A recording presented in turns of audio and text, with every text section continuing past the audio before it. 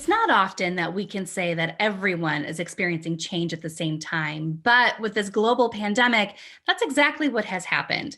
The roller coaster of twists and turns has meant different things for each of us, good and bad.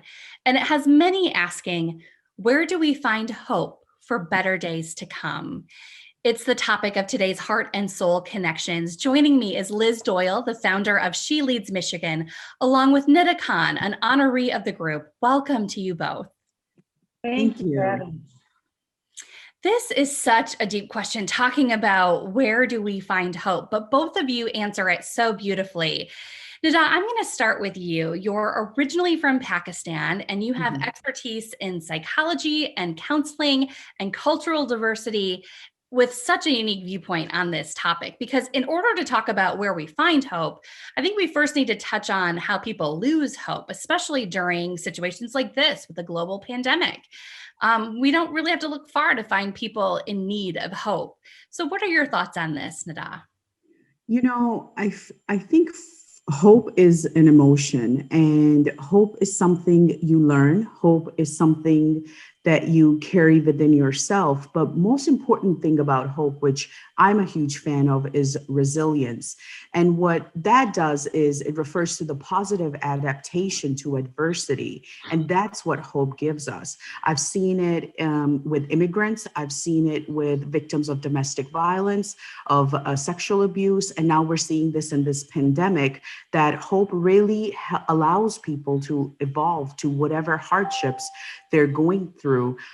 If you look at back in history, human beings have a long history, biological and cultural evolution for resilience. And, you know, at the end of the day, the question I always ask people is, are you a type of person who looks at life as half glass empty or half glass full? And hope is basically what allows us to look at life as half glass full.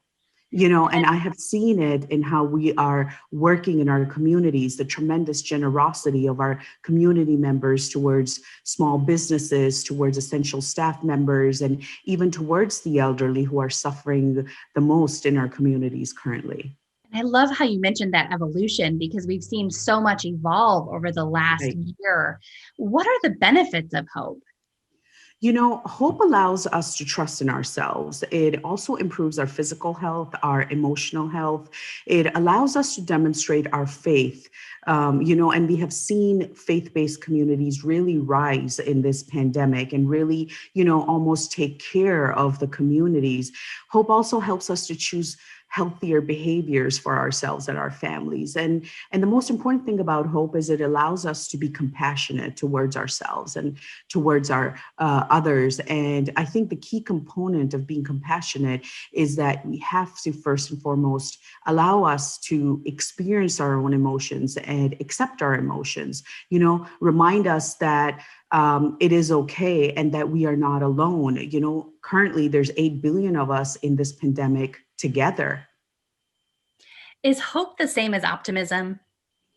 Optimism is mostly an individual's core belief that the future will be better. There's positive experiences and you won't have any bad experiences. Whereas hope, on the other hand, is basically knowing that, whether you get the vaccine or not, or you will be still okay. So I think especially with COVID, our communities have had both hope and optimism that has pulled them through this pandemic. Okay, Liz, I want to turn to you now. Nida mentioned faith and the faith community. And Liz, with your decades of spiritual leadership around the globe, now at the helm as the founder of She Leads Michigan, what brings you hope? Well, for me, it's not what brings me hope, but who brings me hope. For over 50 years now, I've been trusting in God through Jesus Christ.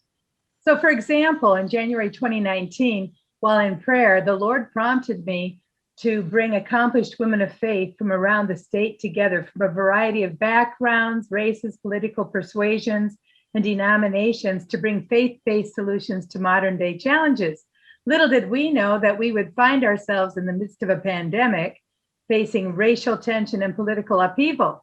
But this did not take God by surprise. He knows everything. He has the answers and has all power. So I have hope because I have hope in a God who knows what's going to happen before it happens, and that he gives us the way to navigate through these things, even through our relationships. And our hope doesn't stop there. My hope is in this world and beyond, because he's given us a place in heaven if we turn to him. Romans 8:28 says, all things work together for good to them who love God and are called according to his purposes. Sometimes we find ourselves in deep darkness and despair. And all we need to do is to do what God told us to do, is repent, which means turn around, because when you turn around, you will find the light at the end of the tunnel. And that light is the light of the world. That's Jesus Christ.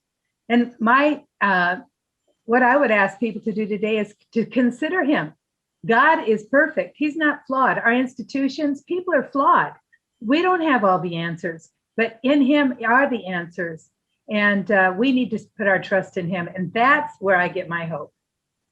And what a time to connect with other women through faith than now, when we've been separated in so many ways by this global pandemic. Liz and Nada, thank you so much for sharing your insights today. You can see more from the women of She Leads Michigan and connect with them online. Just head to our website, WLAJ.com/Expert Connections, and click on the Heart and Soul Connections link.